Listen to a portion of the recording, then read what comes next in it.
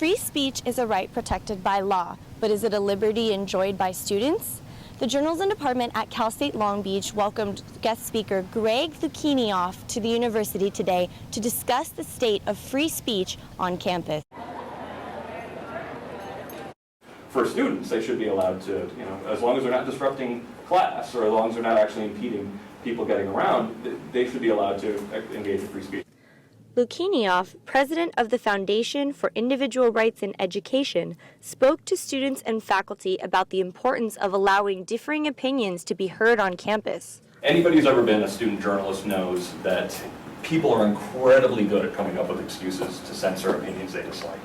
And it's hard to leave a journalism background without being somewhat radicalized towards freedom of speech. Lukinioff was invited to speak by Professor Chris Karajov with the hope that the lecture would inspire and inform students on how to assert and protect their right to free speech. I think that our students will benefit a lot from listening to what Greg has to say. And I think he's a perfect speaker for our campus and somebody who will make our students think about issues that normally they might not be really considering.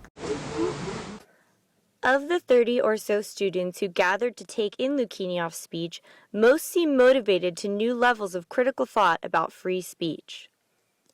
After hearing his speech, I'm going to speak up more just so that I can have that healthy debate and have that argument and learn more about myself and more about what other people think.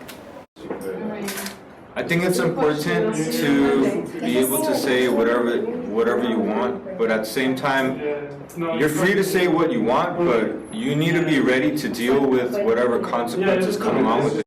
The state of free speech on college campuses does remain subject to censorship, but with efforts like that of Lukinioff, students are becoming empowered to take a stand for their voice. I'm Kirsten Farmer with Daily 49er TV.